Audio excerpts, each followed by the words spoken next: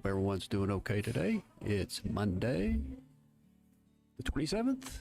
Boy, this month's about gone. It's October the 27th already on a Monday, 9 o'clock in the morning. That's Texas time. I just brewed my tea, so excuse me here while I take a sip. I have discovered, and I should have known this, I should have remembered this, that when you talk for quite a while,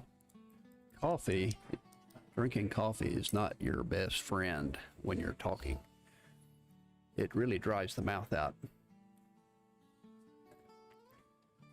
You're better off drinking tea or even water with some lemon in it would be better than coffee.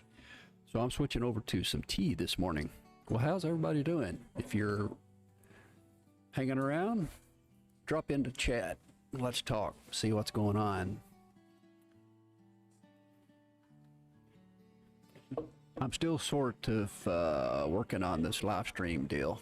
This is my second week, or start of my third week. I think I've done about 10 episodes, and I'm still working out the kinks. It's a never-ending process. But I think what I've decided is, ooh, my mic seems, let's start over. Wow. Where's my mic? There we go. I tell you, it never fails when you go live to have things go all wacky on you. At any rate, what I was saying is, now that I've been doing this for about 10 mornings, I've sort of figured out all of the logistics. I think I've got all the tech figured out, and I'm getting more comfortable with the setup. And so now I'm starting to think about content and starting to think about why I'm doing this live broadcast. And I'm doing it for a number of reasons. One reason I'm going live each morning is because it's good practice. It helps me speaking on camera. It helps me practice my speaking, and it helps me become more comfortable with speaking on camera, since it's been a while since I've done anything live. So I suggest, if you want to start a YouTube channel and you feel like you're nervous appearing on camera, try some live broadcasting. Go live for a while. It will really force you to practice and get familiar with talking into a lens. It's not normal. We want to talk to people, not inanimate objects. But if you keep in your mind that you're talking to an individual, like let's say I'm talking to my brother. I'm looking at my brother right now in the middle of the lens, and I'm talking to him. And he's looking back at me and saying, "You're such an idiot. What are you doing? Being online." Of course, he would be joking with his dry humor. But the idea here is to talk one-on-one with an individual, and think about that as you're talking to the camera. And you want to look into the camera, because the eyes will give you away. If I slant down and look at the keyboard, look off to the side, you lose contact. So you want to look right into the camera. Now I'm using a different camera. I'm not using the laptop camera. I'm using a little better quality camera, and hopefully it's coming out better. So I'm going to look right into the camera this morning. And so I've been thinking about content. Not only is it good practice to go live, but it also helps build the channel.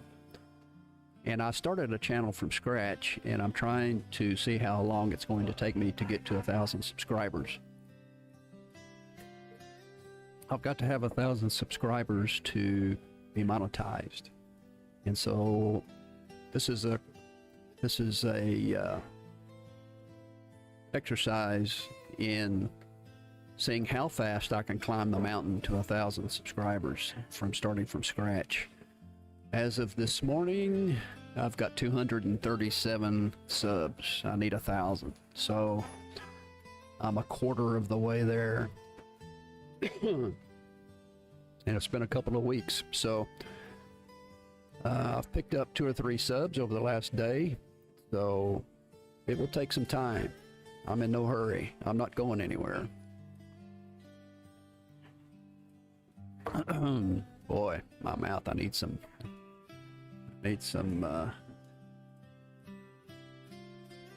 take that tea bag out while I'm making a mess. Sorry about that. Hang with me here. Anyway, what I was saying is it's going to take time. So if you're starting a YouTube channel, don't get discouraged. Think in terms of months or even years instead of days. It's going to take a while to get the viewership up and to get the subs in, and so be patient. The idea is to keep posting, keep adding content, keep going at it, keep uploading. No matter what, be consistent.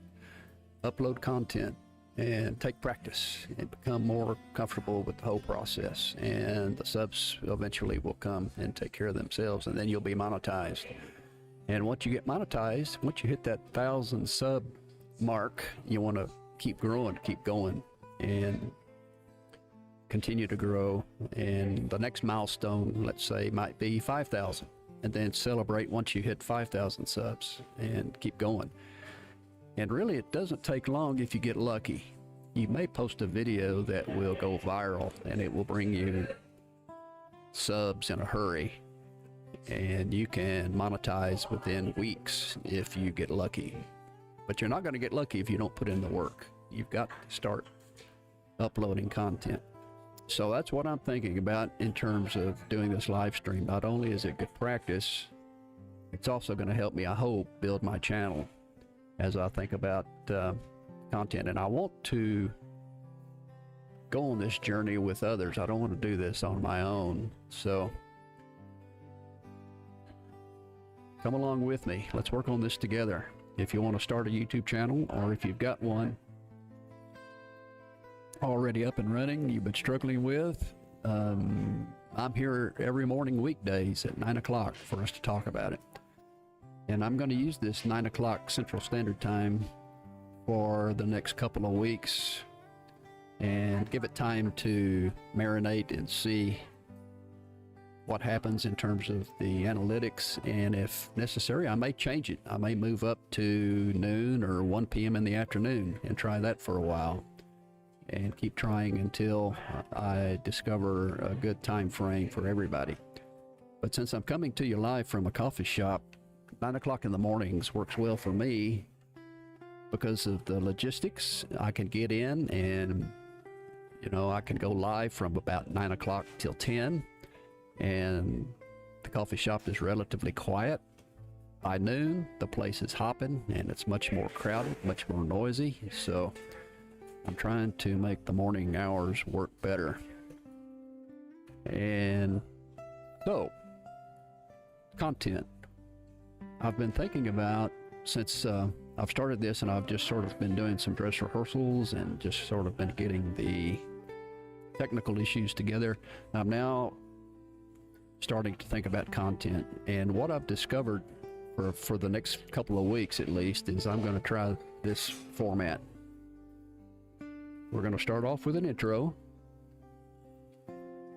which I'm doing now, where you and I just say hello to one another, hang out, and we get us going, get comfortable with the day, what's going on. And I want to give time for people to jump into chat, because eventually I want chat to sort of give direction on where we go in terms of content.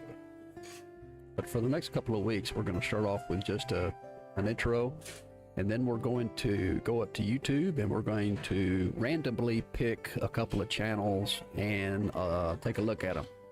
And we're going to look at their thumbnails, we're going to check out their titles, we're going to look at their content, we're going to look at their camera presence, and we're just going to observe how these channels are doing their thing. And we'll throw in some observations, and I call it a critique, but it's really not a critique so much. I don't really want to come across as some sort of YouTube guru and badmouth them. What I want to do is look at the channels and try to learn something. I want to see what other people are doing, and so that's what we'll do. We'll go to YouTube and look at a couple of channels, and I've got a grading system. We're going to grade them on the various things from A through D. Give them an A, B, C, or D.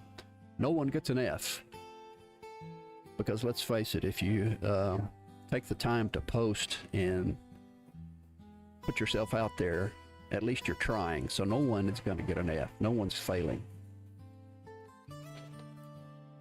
We're basically going to look at your thumbnail, your title, your content, your screen presence, delivery, those kinds of things, and give you a grade. And then hopefully we can learn something as we go along. So that's the plan. Intro, and then we'll go to YouTube for critique, and then we'll have a Q&A session. Hopefully folks will pop into chat and will send us some questions. And if not, I'll have some questions set aside that people have been asking, and we'll go through a brief Q&A. And then we'll end it with a guest speaker. I'll bring in some video or some YouTube guru or something that I have seen as I've gone through YouTube, and we'll bring in a guest speaker to help give us some insight, and then we'll be done. So that's sort of the plan. Let me know what you think. That'll work, and we'll go from there. All right, so if you're with us, jump into chat. Don't be shy. Drop in and say hello. All right, I'm going to turn this music down, and we're going to jump over to the browser. And here is my new channel, and as you can see up here, I've got 237 subscribers so far. I've posted 172. Now, the reason that video count is so high is because I post a lot of shorts, 2 or 3 shorts a day, and I started this new channel on, I jumped on a channel that I had already set up, and it had been sitting there for years. I mean, this channel has been active probably for 10 years, but it was dead. And so it had, when I started a couple of weeks ago to build this new channel from scratch, I basically sent a lot of those videos over to private so nobody can see them, and I've still got them. And I had less than 100 subs that were just sitting there. They were dead subs, probably not worth anything, since the channel had been dead. So I've probably gained about 100 subs in the last couple of weeks. So that's where we're at right now. And truth be told, I really haven't posted that much long-term content. It's mostly been shorts.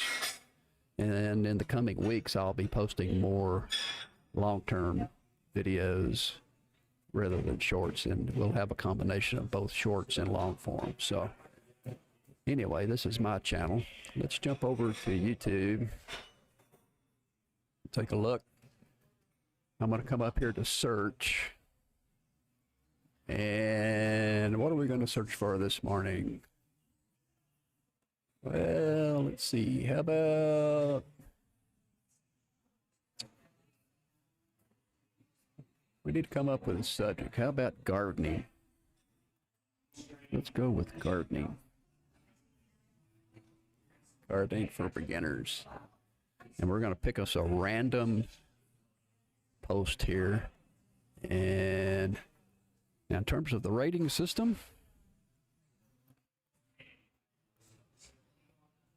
this is what we're going to give them in terms of the rating system. An A, B, C, or D. We're going to look at the thumbnail. We want to check out their title. We want to how they begin their video, their intro, because you've got to grab them the first 10 seconds, first 20 seconds, or they're going to leave. And your intro better fit the title.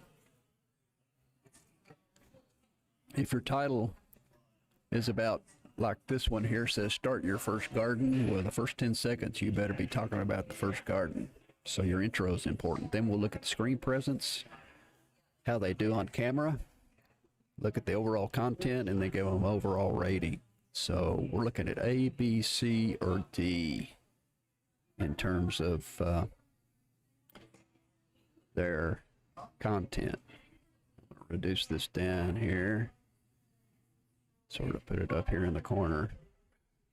All right, let's pick us a random. Let's find one that's got a pretty good following, and then we'll find one that is sub par here. Most of these have, my goodness, I need to get into gardening. Most of these are lots of views. Let's see.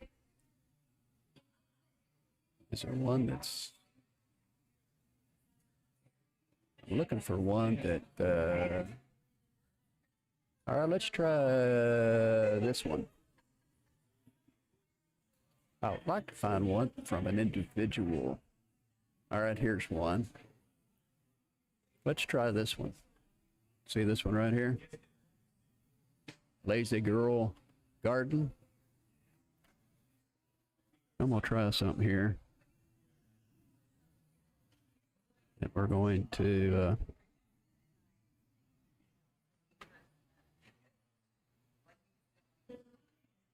try to home in on her a little bit here. Lazy Girl Garden.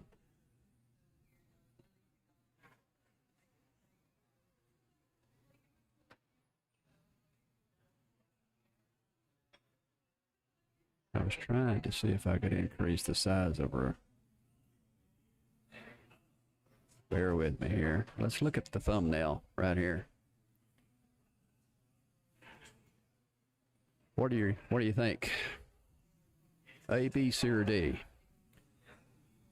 Let's break down the thumbnail. You'll notice she's got the background. It's definitely a garden setting, and she is showing her face, which is good. All things being equal, you want to have a face on your thumbnail. Either your face or the face of something that has to do with your content. So she's got her face. Looks like it's been cut out so that she's sort of imposed on top of the garden here and cut out. Then there's only three. You'll notice there's only three text here. 3 blocks of text. Lazy Girl Garden. And look at the color scheme. Now when we check out her YouTube channel, we'll want to see if this thumbnail design is consistent. I have a feeling it will be. The title, how to grow a, quote, no-work flower garden. How to grow a no-work flower garden. How to grow a no-work flower garden. Okay, so it's a how-to.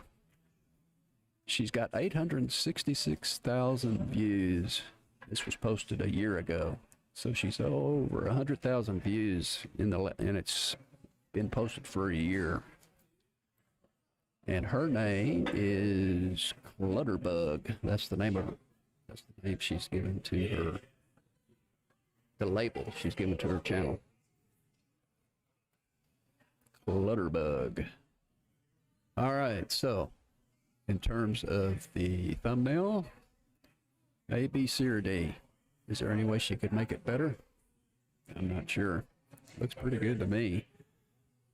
I think her picture is a little on the pale side, a little light. She needs to probably add some saturation, and it's not a very good photo. See how bland it is? it's almost washed out. So she needs to maybe improve the photo a little bit, and because of that, I'm going to give her a B. Give her a B as in boy, instead of an A minus or A, because her photo's not all that great. In terms of the title looks pretty good. How to grow a no-work flower garden. That's pretty descriptive. It's a how-to. Now the question is, in her intro, is she going to come straight ahead and tell us about this no-work flower garden? Or will she hesitate? All right, let's click on. Let's take a look at it. My goal for you is to have a home that is gorgeous, one that you're proud of, but most importantly, that's really, really, really easy to maintain. But that includes outside. So I'm sharing some of my best tips so that you can have a gorgeous Martha Stewart level flower garden, but it's almost zero work. Okay, you'll notice her intro there, and it's 18 seconds in. She's talked about the title. So her title and her intro match. So she gets an A for that. Excellent. That's what you want to do, because people click on the video wanting to learn about a flower garden and it not taking that much work. And that's exactly what she said. That's what we're going to learn. So thumbnail check, title check, intro check. What about her screen presence? How's she come across? No weeding, no watering, and no deadheading. Are you ready for my secrets? Let's jump in. Here's my 3 criteria for choosing flowers that are zero work. 1, they have to be a perennial, which means they come back every year. You just have to plant it once and never touch it again. That is totally important. And the second thing is they have to be drought resistant and pest resistant. I'm not about watering, okay? I don't want to water, and I don't have to worry about bugs or rabbits or deer. And the third thing is I want them to be cut flowers. And what I mean by that is I want to be able to cut them and bring them in the house and put them in a vase. Let's stop there. Because that's the I wanted to talk about her best part of having a flower garden. So the first, and my personal favorite, is the cone flower. Okay, let's talk about her text, her font, and her presence. I want to go back. All right, there's her. Where is her font? Right there. They come back every. Now look at this font she's using, how fancy dancy it is.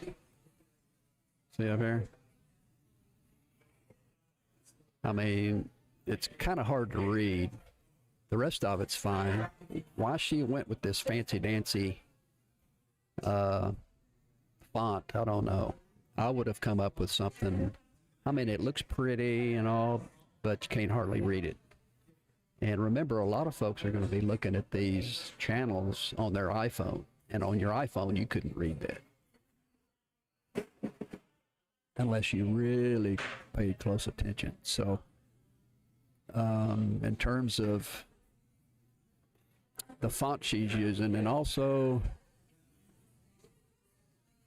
this font up here. Years from now, this garden is going to be bursting with big, beautiful flowers. And the cone flower is amazing because you. What about her screen presence so far? She's got a pleasant voice. She's almost a little bit too excited. Now, they say you want to raise your voice and you want to up your emotional intensity a bit when you're on camera. They say the camera zaps about 20%, 30% of your energy, so you need to pump it up a little bit. So she's doing that, but there's a fine line to where you become so animated and so juiced up that you look a little silly. So I'm not sure if she is on that fine line or not, but the way she's moving her arms, and she gets a little excited. So we'll see. What do you think? Give me your opinion.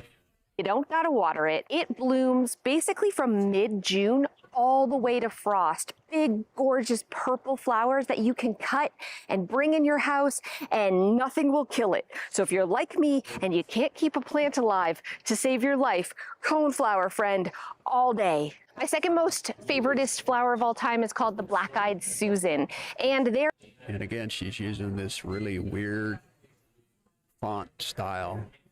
I don't know why people can't just go with your basic fonts that you can read. Again, perennials, so they come back every year. So beautiful. They don't bloom probably till the first week of July, but then all the way to frost. So you have flowers all summer long. You don't have to deadhead them. You don't have to water them. They're the flower that keeps on giving. Totally gorgeous. And again, super pest resistant. Nothing. You plant it and you walk away and you have gorgeous flowers. All right, she's using some B-roll, lots of B-roll. This is obviously not shot at the front of her house. So she's using B-roll to supplement her talk, which I guess is okay, but I want to see the flowers in her garden. Flowers that you can put in your house in a vase all year long. Okay, next we have Coreopsis. I love this flower so much. Coreopsis is one of my favorites because it has the longest. Okay, looks like she's going through a list here. It's better than any other flower I've ever planted, but they do require part. Looks like she's been in the front of her house for quite a while. She hasn't moved from that spot right there. Little flower called a pincushion. I haven't had the best luck with pincushion. I love them because they attract butterflies better than any other flower I've ever planted, but they do. Okay, let's see. Try killing a hosta. They're amazing. They get flowers too. They're not crazy beautiful flowers, but it's all about the leaves. Oh, so many different kinds and colors. But my favorite thing about a hosta is you can like take your shovel, just cut it in half and replant them anywhere. Share them with friends. In fact, all of the flowers that I talked about today can be shared with friends. I guess my first impression here is I don't want to be critical of the way she dresses, but is this really an appropriate outfit, dress, if you're gardening? Wouldn't she be better off wearing blue jeans and maybe a nice shirt or slacks rather than this outfit? This dress is more like if you're going to a fair or going, you know, shopping somewhere or out to dinner, not being out in the front yard. I keep wanting to look at her legs, the way she. And so you don't have to spend money and buy these plants. If you know someone who has a garden, ask them for babies, ask them for little parts of their plants, and you can have a garden that costs you nothing. Let's talk about the worst flowers. They might look pretty at the garden center, maybe. Okay, and remember, this video has 833,000 views, and it's been posted for a year. But it's basically zero work. And the trick is having a really big pot on the bottom so you don't have to water it very often. And then I actually layer pots on top so that I can plant even more in one pot. We have everything from cilantro to basil. We have oregano, thyme. We have. Okay, let's keep on. And then when we bought this house, they had it hooked up in the back already. Some hosing, you just turn on a nozzle and it waters all the baskets at once. And I really wanted it for the front. We got all the supplies off Amazon, the hoses, the nozzles, everything we need for less than $50. So you can set this up, just put the nozzle in each of the plants, string the hose together, attach it to your regular garden hose, and that's it, friends. Turn it on and water all the plants at one time for ultimate laziness. You gotta try this. I almost forgot. I made you a printable, The Lazy Girl's Guide to the Perfect Flower Garden. Okay, here she's offering some material, which is always a good idea, because number one, you can get information from people. You can get their email address, because they probably have to fill out some form or at least contact her to download this. You have this on your website, or you have this in some sort of situation where when they click on the link, they have to enter their email. That's the way it ought to be for them to download it for free. At least you want to gather their email so that you can add them to your email I'm address. going to put a link to that down below with the list of all the plants that I talked about and all the reasons why they're awesome. Thanks so much. All right, let's see. Don't know how to keep it clean. We don't have fish in here. All we have is like dead mice and dead frogs most of the time. I've been putting in. Well, we've seen most of her content, get a good idea of it. The other thing we want to look at is I want to go back up to close-up mode here. What we want to look at is her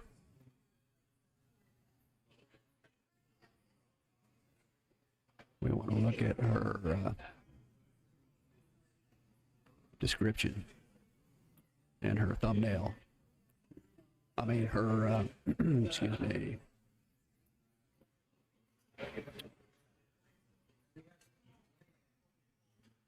There we go. That's what I want to see. Look at her description. It's pretty short, just she doesn't say a lot in terms of the description of the video. And there's where you download my free Lazy Girl Flower Garden Guide right here. And she's got a podcast and a website. She's on TikTok, Instagram, Facebook. Check out my favorite organizing and cleaning products. This is her Amazon shop. She's an affiliate. And once you get in Amazon's affiliate program and start selling products, they allow you at a certain point to open up your own shop. So she's doing really well if she's got a shop on Amazon. And all right, now comments. This is something else. This is a pinned comment right here. See where it says pinned? It says pinned comment. That's a good idea, is to write a comment on your video and pin it so that it will remain at the top. And you can emphasize something here. She's used her pinned comment to talk about downloading the guide. And the other thing I want to see is if she replies to any of these comments. Does she engage with people who comment on her channel?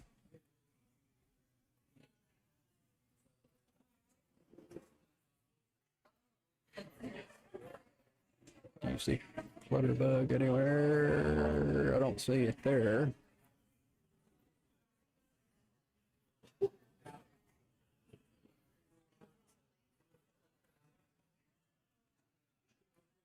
It could be because this is a year old, but still, I don't see much engagement with the people who leave comment. That's something she could do to improve, is you want to engage with people who are in comments. You don't want to ignore them. They've taken the time to send you a comment. And they get so excited if they hear from the YouTuber. Just respond. It doesn't have to be anything long. Just say thanks for the comment or reply to what they say. And, take 15 minutes, half an hour, and go through all the comments and write some responses. All right, tell me what you think.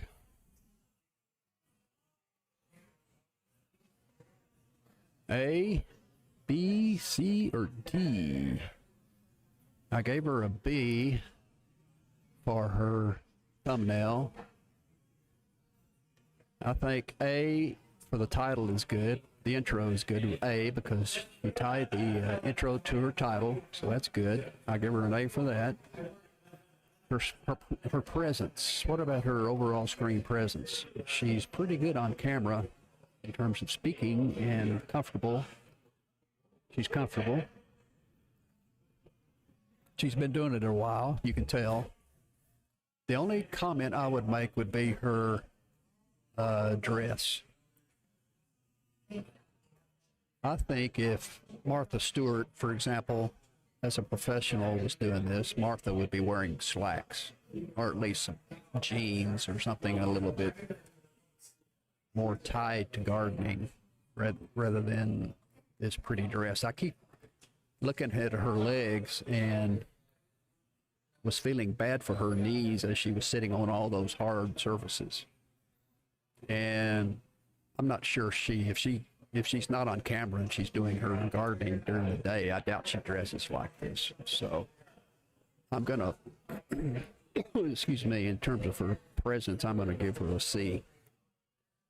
In terms of her screen presence, she's really good speaking. She's really comfortable on camera. But I just can't get past looking at that dress. That's just my opinion, of course. Take it what you will. And overall, let's see, content was pretty good. I think content was probably a B. Overall rating, I think overall rating probably a B. That's what I say. What do you think? Let me know in the comments what you think about this particular YouTuber.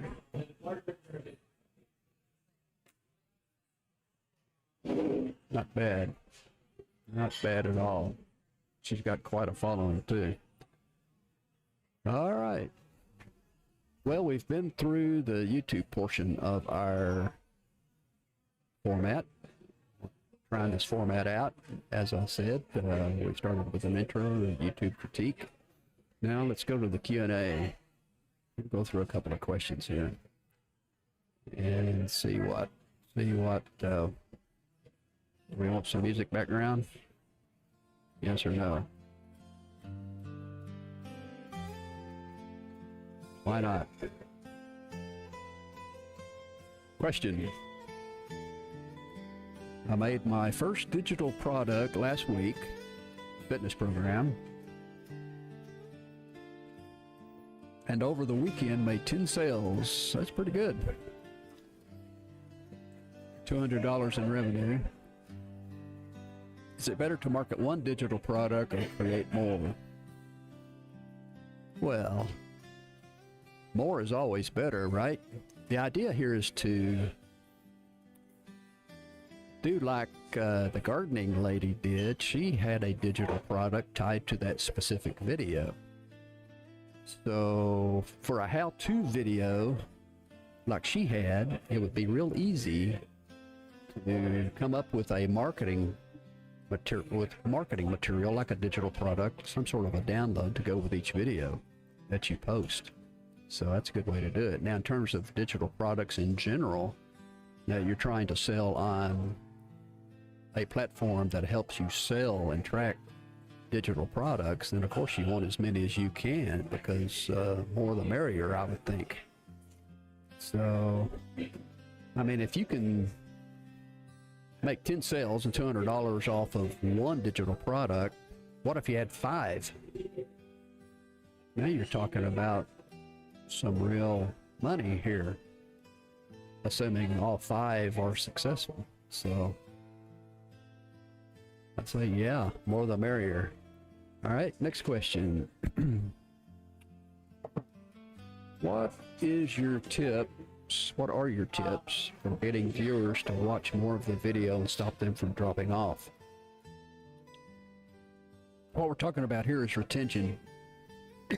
What are some tips for keeping the viewers engaged?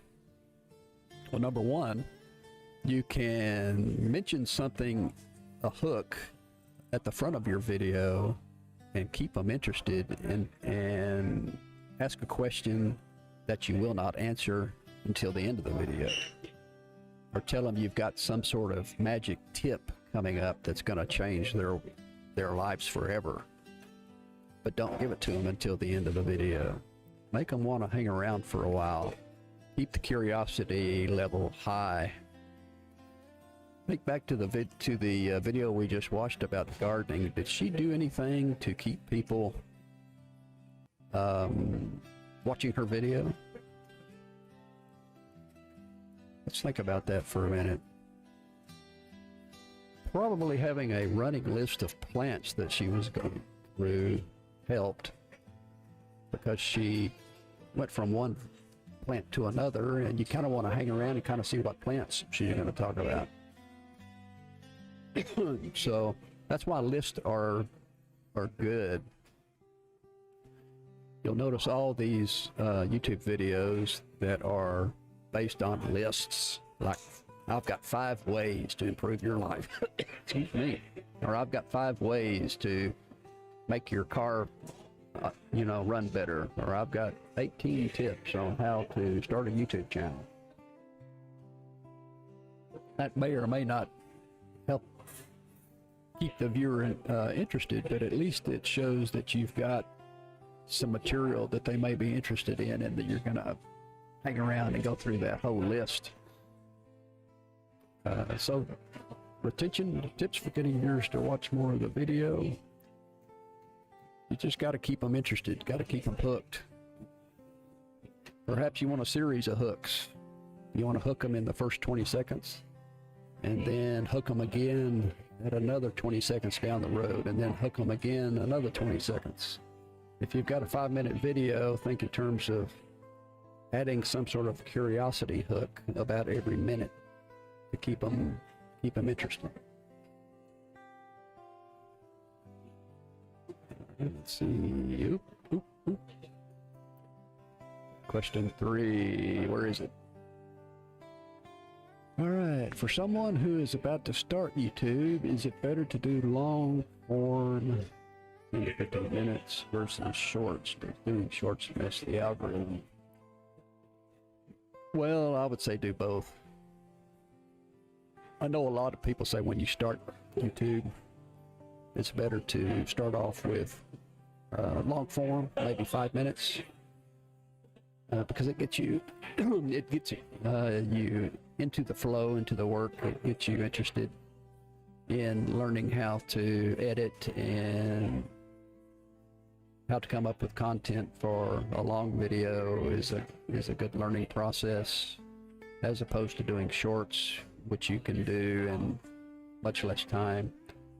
But views on shorts are going to be higher than long form from the beginning. But you have to have more viewer duration. You have to have more views of shorts in order to get monetized. A lot more.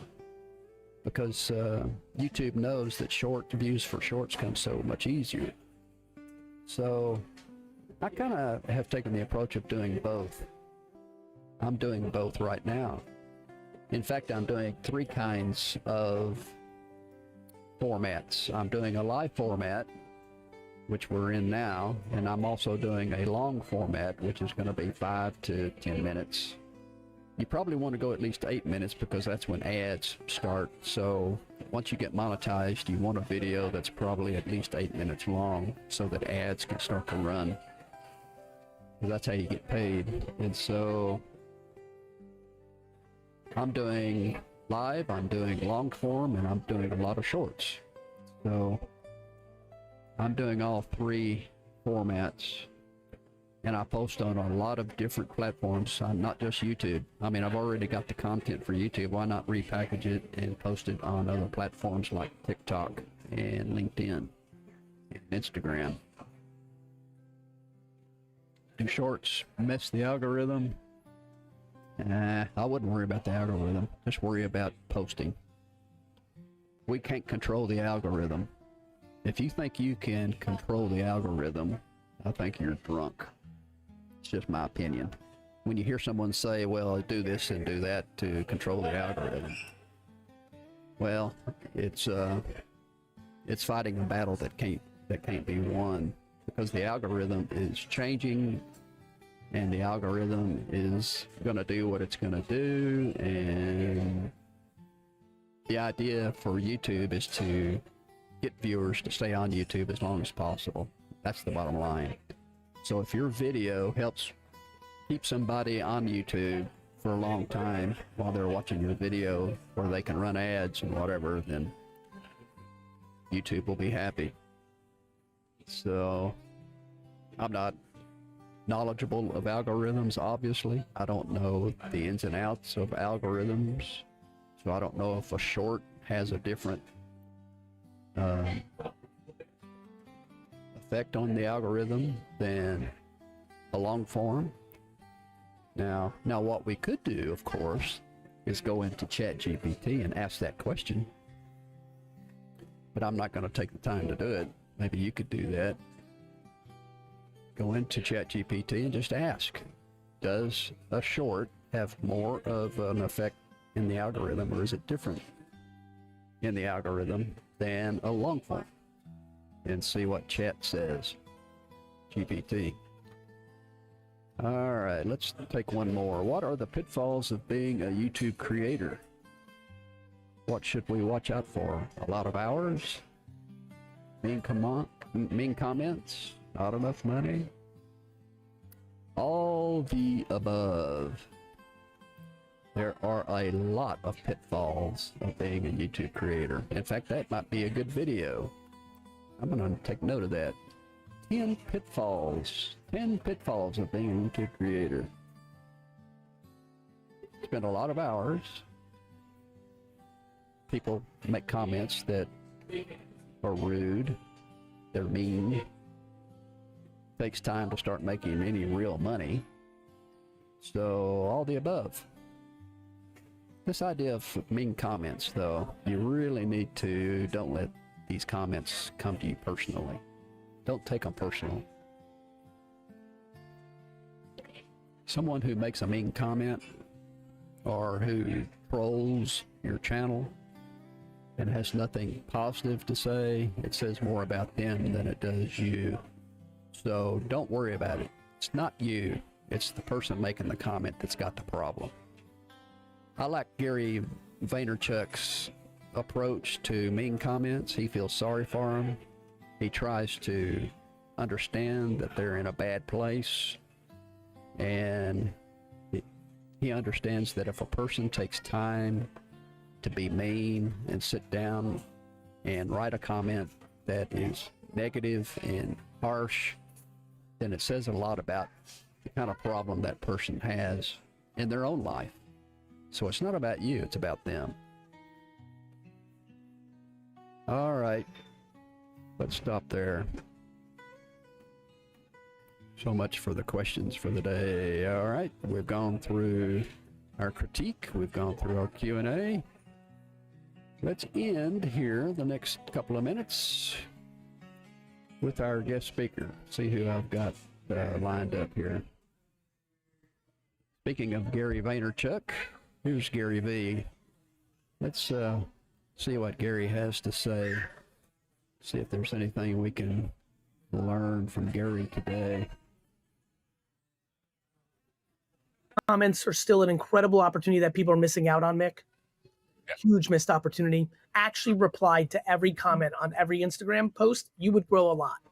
All right, you see what I said a while ago about the garden lady in the comments? Looks like she wasn't making any replies to the comments on her video. Let's talk about engagement. He's talking about engagement.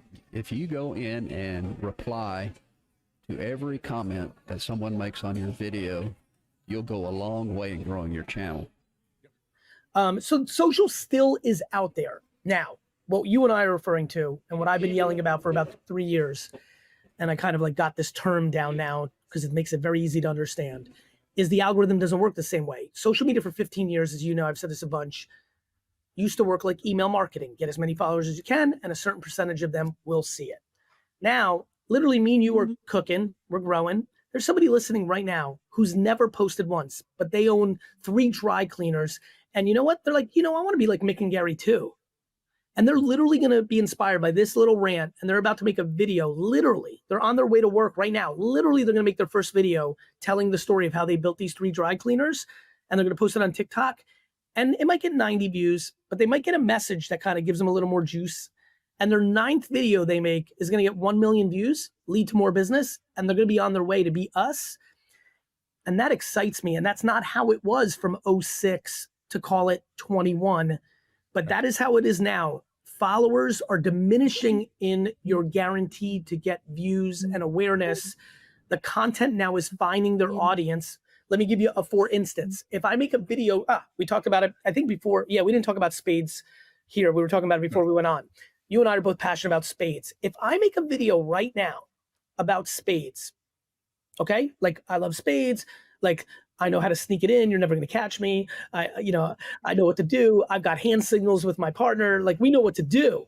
If I did that in 2017 to the audience I had, it would be a low performing piece of content because people are like, occasionally they want a little randomness from me, but they want their business stuff, their motivation stuff. Today, if I posted that on TikTok, especially, but more and more every other platform too, that is literally going to show up in the feeds of people who don't even know who I am that fuck with spades. Yep. Now, it's going to show up to 12 or 15 people, and if none of them react, that it'll probably die pretty quickly, and it will low perform.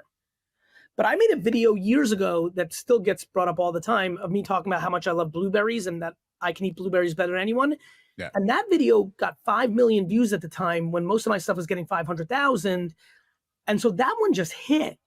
And that goes back to you are the niche. That goes back to talk about what you love or you know. And that is the truth of interest media now. If you make... Okay, let's stop there. A lot to digest. The main thing he's talking about here is that in the old days, it was about getting followers, and on YouTube, we're talking about subs. In the old days, if you've got 1,000 subs, then a certain percentage of those subs are going to continue to watch your videos, and so it's all about getting subs. Today, the algorithm has changed, and now it's about interest. YouTube has changed the algorithm to now push videos to you that you're interested in, whether you're a sub of that person or not. So it really doesn't matter in terms of whether they're watching your channel or if they've subbed to your channel. If you post a video of interest to that person, YouTube is going to push it to them. And so the idea here is to emphasize the content, emphasize the post, emphasize what you're interested in, emphasize posting what you know about, what you love to do, what you're interested in, and there will be an audience for it. And YouTube will push that to that audience. And then through that, they will come to your channel and perhaps become a sub. So the idea here is to post, keep posting, and keep adding content and becoming relevant. And in terms of this live feed, this live talk coming from a coffee shop, the only reason we're here is to talk about social media, talk about YouTube, talk about how to succeed as social media marketing and growing on YouTube, growing our channels, and working together to try to become successful. And first thing is, if you're a new YouTuber and you're creating a new channel like I am, the first goal is to become monetized. And we have to have 1,000 subs to do that. So let's work on that together. And I'll be here every Monday morning to hang out, to talk about these things. And I do thank you for coming along for the last 45 minutes or so. We're done for the day. We'll be back here tomorrow morning, Tuesday, the 28th at 9 a.m. So have a good day, and we will see you then.